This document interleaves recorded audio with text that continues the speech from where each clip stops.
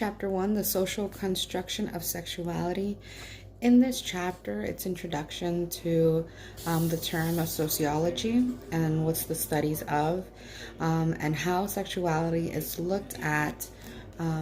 how society deems it, and not just biologically, what is nature versus nurture, and how we view this now, as well as like bisexuals, which it doesn't conform to heterosexuality or homosexuality, and how that defies the purpose of what people think of only as biological. And with nature versus nurture, there is no true answer. It definitely stands on what side of society you look at it wise. Along with anything else within this, what I did find interesting is that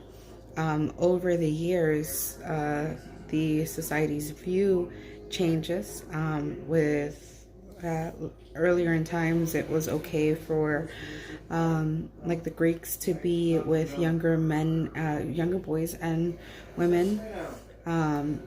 How the double standard for men and women were created, and how that continues to play on even now sometimes,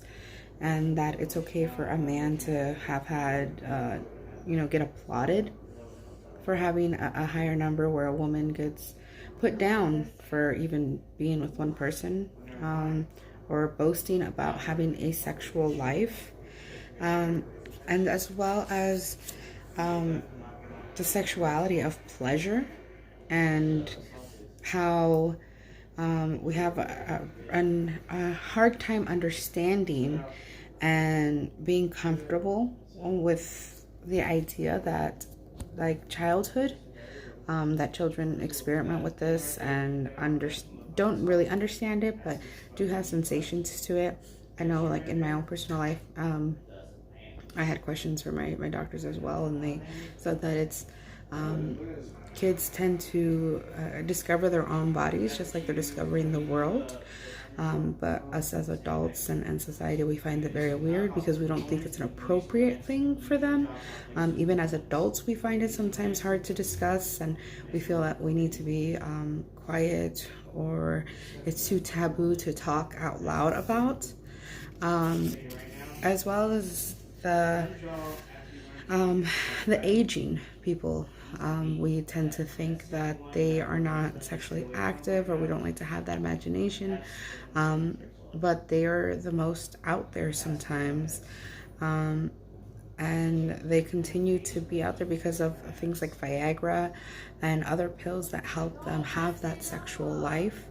but it's an outlet, and we need to be open about, because it's not just young people, it's not people that are like from 20 to 40 and that's it. It's not the realization. Society needs to open up to the idea, and I thought it was nice that the book touched on it, even if it was brief. I also like that they talked about the interracials, and how society deems that, that the minorities, how there's like an oppression on I think this is the appropriate word for this, the oppression of the ethnicity mixing together, and how it's kind of looked down upon, but then as well as if you're a minority, like a Hispanic who is in the LGBTQ community, how that is seen even more below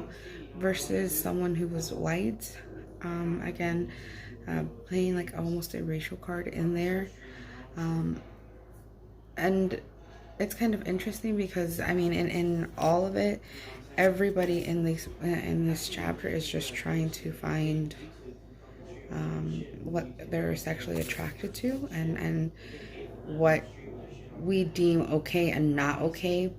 and how we see it. So I think that this entire class will be really helpful in understanding maybe a little bit more aspects that myself haven't looked into or even thought of, because I think that's the best way to grow in knowledge. When you don't know, put your feet in there and figure it out.